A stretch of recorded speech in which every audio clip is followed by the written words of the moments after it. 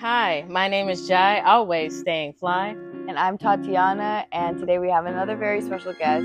This is Jenna Donna. Love that name. Jenna, would you please do us a favor and just give us some background of your life? Yeah, I'm 20 years old. I'm a film student at MJC. I'm trying to break into the film industry as I can, but it's kind of tough. And I don't know, I like cycling. And then you said you were in the film program at MJC. Yeah. So can you give us like a little bit of like background what that looks like on your day to day? Right now, it's basically just the connections I made at MJC are carrying over into the summer. For instance, I'm working with Jacob True next week as his gaffer on a project. What's a gaffer? Kind of the king of lights. You make all the lighting looks, and you get to order around like your Best Boy Electric and your lighting techs, and you're helping your DP with lighting looks. Okay. Yeah, you probably know all about that. Yes. I'm not I'm not tech savvy in the slightest, but yeah, it's always good to you know, throw yourself into what you want to do, especially from a young age, even if like your path switches off, it's nice to, have an idea. Um so regarding film and all of that, how do you think in that industry we might be, treated as women? I think a lot of it is just kind of untrustworthiness. People don't view you as capable for some reason. I've been on sets where it's all men, and I was a PA, and there was another guy PA, and they always asked him for help. And so it was just this feeling of like they're going to him all the time. Why aren't they going to me? And you guys have the same positioning. Yeah. Yeah. And it didn't really make sense. And maybe he was more proactive than I was, and like trying to help, but it was definitely this feeling of they're going to him. And maybe they don't trust me to do the jobs as well as he can. So I know in the beginning when you were introducing yourself, you said you're upcoming in the film industry and it's kind of hard to get your way through. Can you talk about that a little bit? Part of it is, as a woman, I think, you want to be assertive. That can be kind of off-putting. A lot of times I've been like blunt and direct, like this is what I need, this is what I want as a director. And I've been told like, oh, you should be more appreciative. And like you should be more like camaraderie is really important, and you should kind of calm down. And it's like I'm just excited and I'm fiercely dedicated to my craft. And I've often been told like, calm down. It's not you're trying hard. It's okay. You're trying too hard. And that's like what we've talked about before on this podcast is just like men and just people in general. Like when you're a woman and you're a boss, you're seen as a rude person or you're seen as too much.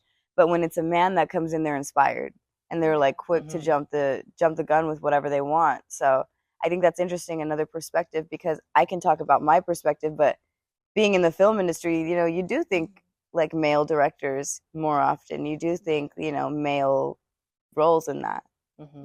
Yeah, and also it's a fierce arena. You really, really have to be on your P's and Q's and stand in your firmness. And I noticed when I was doing film, it's like, oh, Jai, you're too masculine. It's like, oh, you're doing way too much right now. Can we calm it down? And just like you are, I'm passionate about what I do, but it seems like a woman's passionate seems like it's always stifled. It's too much fire.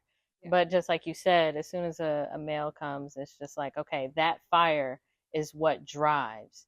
And I think I found myself on sets where, I was just being shunned, put down, let down, and I learned how to start just being in me, in my totality. And another thing about the film industry is like everyone has positioning.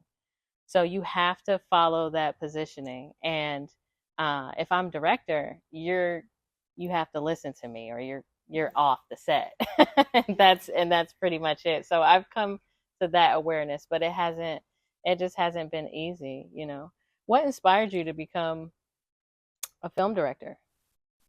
Honestly, it's kind of embarrassing, but it's just my own issues I had with the films that were coming out, and constantly critiquing them or thinking I would have done this so much better. I would have done it this way. And then when the program opened up at MGC, it just seemed like a perfect opportunity. I was still doing that in class, watching the in-class director, and like, okay, that was good. I'm storing that, but that was, I would have changed there. And that was the other thing. My teacher picked our directors for the class. Both time they were men. Which, like, I showed up early to class. I left late. I've had so many people tell me, like, you're dedicated. I don't know why you didn't get director. And I'm just like, I don't know, man. That reminds me of situations when I was a young woman, and in like my first job that I got, I remember. Wow, it's like bringing back memories. I remember I worked at this barbecue place, and me and this guy were going up neck and neck for manager, and I was dedicated and I was working, and this is the only time I've ever even wanted to be a manager at any job position, because now it's like, okay, this is a temporary job, but that was my first job, and all of a sudden they give the job to this guy who's my same age, everything, same experience level. And I asked the woman that made the decision, I was like, why, what was the determining factor? And she was like, I really don't know. It was kind of just the flip of a coin and we just chose. And I'm like, he's a man. Like, that's really, I feel like But what who it got was. the tails in? It's not like he had that previous experience. We were the same exact age. They just decided to pick one over the other. And I was dedicated. And, I think that's another situation where we are silenced as women because we're not supposed to ask questions. We just kind of take what it is. It is what it is. Know your place, know your role. And then we get pushed to the side. And so I want to ask you, so what wakes you up to empower you to keep moving forward in that field, knowing that, that takes place and everything? What do you do to get through and shine? I'm kind of learning it as I go, but for the most part, it's just, this is my passion. I do it for free, given the opportunity. So I'm not going to let guys stop me, because that giving them power over what I'm passionate about. And I'm right. I want to do this. I'm not going to stop just because I'm treated differently or because things aren't necessarily going my way. The film industry is very like, pay your dues. So if anything, that should be your driving force. Yeah. They don't want to see me win. Let me show them. Let me prove them wrong. That's my driving force. Yeah. Determination. So, yeah. And so, question: have you ever had another experience outside of the film industry to where you felt like you were being silenced at a young age? Maybe anything. Probably just like even explaining this podcast to my dad. And trying to explain what it was about, and he was just like, okay. Yeah. That's all right. I'm like, it's an opportunity, it's cool. And especially for you, someone who's so young, somebody who's trying to get themselves out there. This is literally including, film production, and this is two people embarking on a journey to express their beliefs and their dreams, and that's what you're doing ultimately. You're expressing your own beliefs and your own dreams on your own journey. And it's funny because same thing, like if I explain this podcast idea to anybody, especially men though, but to anybody, they're like skeptical. Like almost like we have to prove them right before they start believing. Yeah. And it's like, you don't need to believe in me, but I'm not just going to sit here with my hands tied sitting up straight. Like, okay, yeah, you have a point. Right. I am just a young woman. Yeah. Hell no. Like, you guys are going to see where we go, see where we end up. And every person's journey, you don't really see them say like, oh, so-and-so, like everyone always believed in me. It was always this one person really believed in me when nobody else did. So that's how I see situations like that. Like, you make the decisions you want for your own life, and whoever's meant to find you is going to find you. Absolutely. I 100% agree because, even throughout my family members and everything, they're just like, hey, what are you doing, Jai?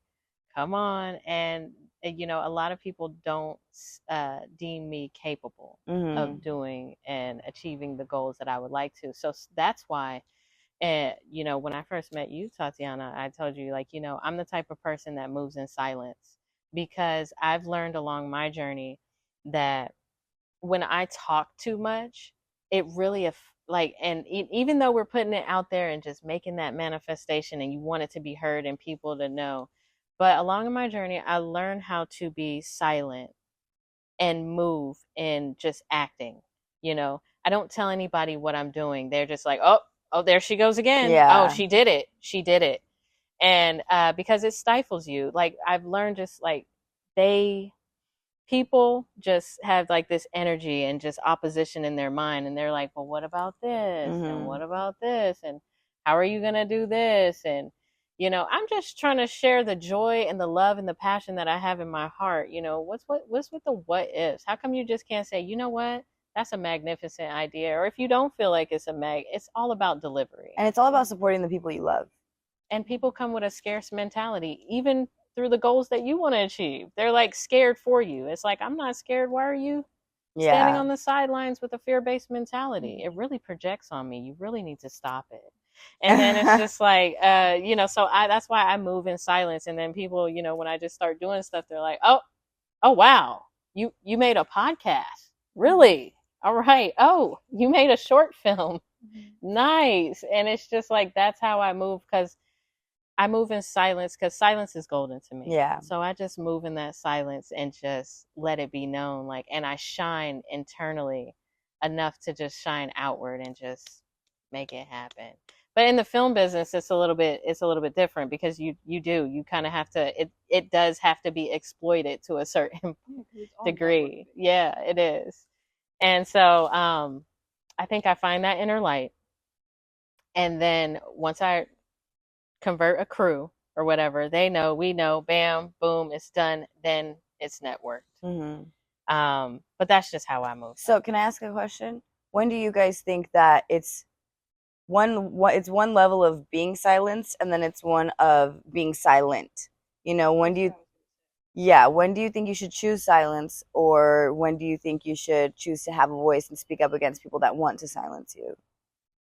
You really have to make a judgment call, because, like I said, it's so network based. You can ruin connections by speaking out, and that can close doors for you well into your future. Even saying the things I am now on a podcast, this could close doors for me. That's so true. I don't really want them open if they're going to close from this, but it can be really hard because it's so male dominated. You want to fit in with the men, so you want to laugh at their jokes, even if the undertones are a little dicey, and you want to make them laugh, so then you're making jokes that are kind of a little dicey, and it can just be really hard to try and keep your femininity and your womanhood in such a masculine because you want to be true to yourself, but you also want to do well in your job. Yeah. It's really hard not to lose yourself. Damn, that was good. So thank you for making that judgment call. Yeah. We really honestly appreciate you, because it is complimentary. You do have to compliment other people's energies and other people's feelings at some point in your journey. And I think that's where discernment comes in as well. Really discerning, like, hey, what am I doing? Do I want to give my energies? Am I using the right tone? Like, I always find myself like, okay, am I using the right tone? Am I being funny? Am I making it happen? And at the end of the day, it is all about connections and about that networking substance to really thrive and get you going where you need to go. Like without networking or without unity, you wouldn't even get nowhere. Not unless you were doing like noir documentaries where you're sitting in the dark and you're just like, yes, this is me, and you guys feel me, right? Yeah. And it's it gets you to certain points, but it's always great working with others. It's always great working with others. You said something when you said that, and I'm trying to bring it back, but pretty much you said like you like try and like laugh with them, and like you basically try to fit in with them because you want to get to that next level and you want that network and you want those opportunities. But same thing, you also said like opportunities like this where you speak your true mind and your true perspective, because that's all that we're speaking from. We are women. We have been silenced in situations majorly by men. I mean, I have, and that's all I can speak on is my perspective. So people that might not share that same perspective and people that might not be as open-minded to hearing our sides could see this, and you're right, they could close doors for us. And I told Jai before we started this podcast, I was like, no one is going to really like what we have to say, but the people that do are going to find us, and we're going to help them find their voice and not be silenced. We're not, it's not that we're trying to start fights. It's not that we're trying to start, tiffs in households and whatever, but we are trying to ignite that conversation.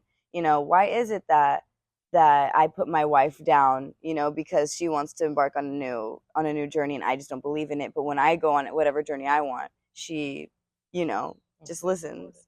Yeah, because I know I'm supportive. Whatever, I swear, like if somebody came up to me and was like, I want to be an astronaut, I'd be like, yes, you can. You can do it. You can, because I'm just that kind of person. Right. A lot of people, like you said, have that fear-based mentality where they just want to, cast their judgment and cast their fear. If our opinions are politically incorrect for them, they want to turn a blind eye to it or ignore it. But it's our jobs to stick up for who we are, continue to be genuine, and continue to be, honest with ourselves. Mm-hmm. So, how do you think, just speaking to other women or just other women in the field of filmmaking, what would be a piece of advice that you would give them just to continue to move forward in their passion and stand firm in their womanhood? The loaded question. I feel like I'm not the most experienced person to Mm-hmm. ask that, but I think the best thing to do is just kind of hold on almost. Mm. Because I have found some great men who they Yes. can point those things and they can be by my side. I've had guys check up on me and saying, hey, that dude was being weird with you in class. Are you good? Mm. And like, it's not all bad. We're not saying all men, but you can find the people who will help you ignite that fire and keep it going. Yes. Men, women, anyone in between. There are the people who are there and who will share that experience with you. If you just keep an open mind, you will find them. Yes. Yeah, That's right. that part. If you keep an open mind, because I've found myself closed off from that, where it's kind of, like you said, not all men, and there's other situations in the world where people will be like, well, not all of this specific group, and it's important for us to keep that open mind, to be like, you're right, not all of them. So I'm not going to treat this person differently, or I'm not going to label all of the men. But that's also why it's important to speak our truths, to kind of like provoke that in all the men that aren't that way, to speak up and to advocate for this side, and maybe if a guy is like that, it's just the lack of education. So by exposure, by communicating how we feel, instead of being silent, we can, you know, change their perspective and maybe have them treat people a little more equally. Yes. Yes. Because there are some guys that are in my life that are fire starters, I must say. They actually lead the way and set up the pillars for me to do what I need to do. Mm-hmm. And it's a very complimentary energy. And I believe that your vibe attracts your tribe. And let it be male, female, animals, because I am an animal person. They come, and when you build, they will come as well. And when you build on the structure of the passion and the firmness that's within you, others follow. Mm-hmm. Others follow, and then you don't mind being the follower yourself, because it's a connection to where you guys all complement each other, and you make way with what you do, and you guys have the same vision and the goal. And that's why I love film so much, because there's a script. You have to follow the script. And that's it. And you're all working to make that magic happen with that script.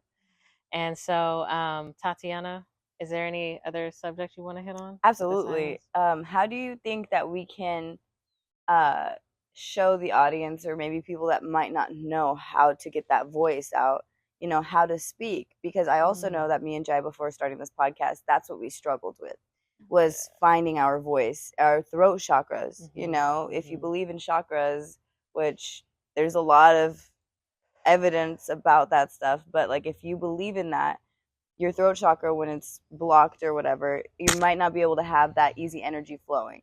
And so you might be silenced, and you might naturally just fall into the everyday mundane reality that you live in and not create your own reality. So I'm asking the both of you, how would you, from step one, teach a young woman to find her voice and to speak up without being so scared of repercussions? Speak your truth, even if your knees shake. That's why I always say speak your truth and don't be fearful. Don't be fearful of other people's judgments. You know, I would have to really, really rear in there and say, speak, sing, dance, connect, art, music, film. What's your expression? Okay, you know, you like wearing the color blue. Mm-hmm. Wear the color blue and voice it like, you know what? I like this color and it looks great on me. So I think affirmations have a lot to do with Mm-hmm. that as well. Like, you know, just like you said, Tatiana, pinging yourself in the mirror and just really redefining who you are and your value and what you're worth. Because I know along in my journey, you know, my voice was stifled. It was stifled. No, you don't like that. You don't like that. I used to say the things that I like. No, you're okay. You don't really like that. You really like this. Or no, you're not really right-handed, Jai. You're left-handed. And What? even that, even down to the wire of that, you know, I was just completely. Can you write with your left hand? I can. Okay, ambidextrous. Yeah. Wow. Thank you. There, but for a long time, they told me, hey, you know, you're right-handed, you're not left-handed. Even my dad, my mom, they would like, no, don't write with your left hand, write with your right hand. And it was just even that. This sounds like I'm not using my voice in that, but it really plays an effect on my voice. Me not being able to speak up for the things and it, especially when you're a child, you already off top don't have a voice. You know, the people who are watching over you are your voice. Yeah. So I never really came into my voice until I was like in my late 20s. You know, Yeah. seriously, because I never really could speak up, and for a long time, my energy center right here was blocked because of trauma. You know, a lot of trauma. So I had to go in the mirror, do the shadow work, and what I mean by doing shadow work is really looking in internally of the parts of me that were trauma based, stifle, and fear. You know, all the fear that I had in me, I had to root like, okay, where is this stemming from? And why am I feeling like this? There was a lot of instances where I had to become the observer of myself and my own internal substance to really bring out my voice, because your voice is your confidence. You know, Mm-hmm. it shows in your voice, it shows in your posture. Your voice is the guiding force that actually creates your world, your manifestations, and the your dreams, just making Mm-hmm. your dreams into a reality. So that's how I found my voice. That's how I found my What about voice. you, Jenna? I don't know how I can follow that. That was really good. I think one of the first steps for me was accountability. Mm. Mm. Yeah. No, say it again. Say it again. Say it again. Accountability. Because the reason we reacted like that is because we just did an episode earlier this season of accountability and the importance of it on your journey, being accountable for yourself and your actions. So please continue. Um, just knowing where what you can control ends and where the issue actually starts, Mm. because then you can figure out, like with that all guy crew and that guy PA, looking back on it, like yes, I could have probably been more proactive, and maybe the men on the crew were picking up that I was somewhat disconnected because it was my first experience with just kind of blatant sexism. So maybe that's what kind of drove that day in that direction. So just figuring out what could I do better next time, and what is out of my control that I just can't change. Mm. Finding where that line is can help save you a lot of sanity. Yeah. Yeah, if it costs you your piece, it's too expensive for sure. But also, I think that's something that goes along with being silenced. And when you have to decipher being silenced and being silent, because it's better for your own peace of mind. Because if somebody, is like straight up telling you, like, you can't do this because just maybe they don't even say because you're a woman, but you feel it and you're not tripping. Like how you said, take accountability, but also know when you're not tripping. Don't manipulate yourself either. But when you do that, you'll know. Like I like, there's a million situations where people will talk to me, especially men, and I'll be like, I'm not even going to entertain you because I don't care. I hope you keep living in that reality where you think you can put people down, and and that's not going to affect me, so I'm not even going to argue with you because you're not worth my time and energy. You know, so I think that's a really good like choice to be silent in that situation.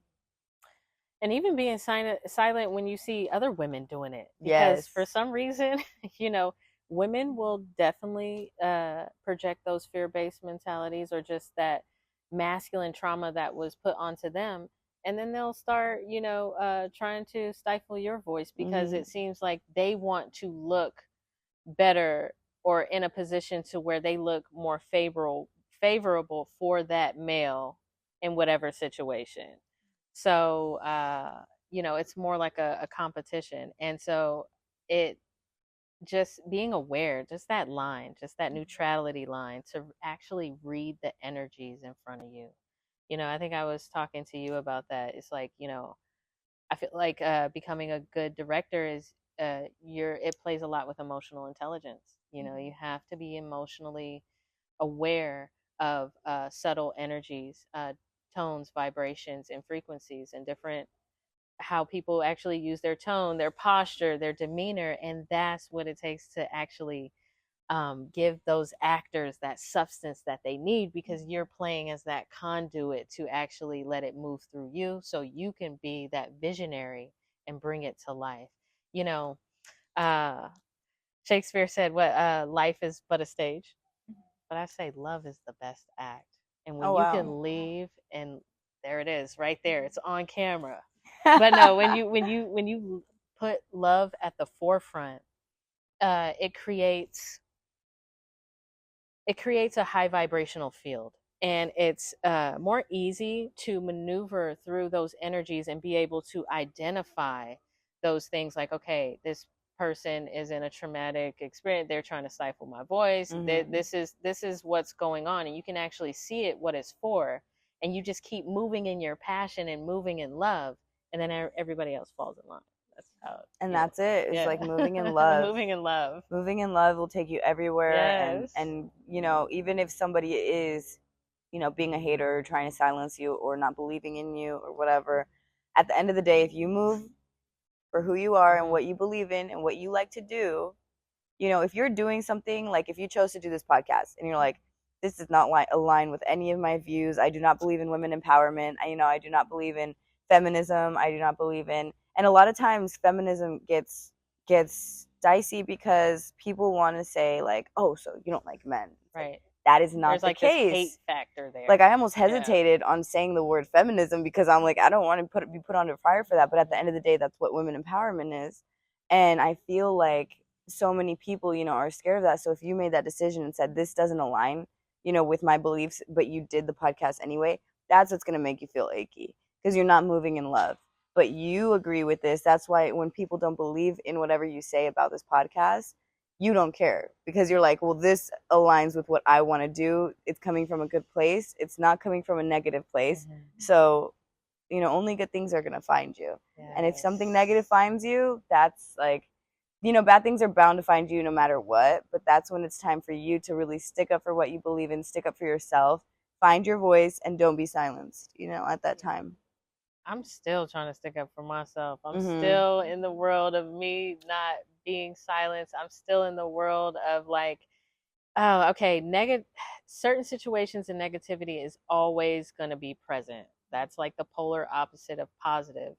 And for me, I've noticed along my journey, I can't always be extremely positive. It's like I come to a complete solace within myself to where I'm balanced with that masculine energy that's within me and the feminine energy that's within me, because they're really energies, and they just display a beautiful union into where I can actually show up in the reality as needed without the trauma based perceptions or without the fear based mentality or without and just knowing when others have that, and I could just blend myself together to show up for everybody as needed. Mhm. And especially in the film industry, I just want to be able to show up for everybody. This is what we're doing, let's get it done and just get it going. So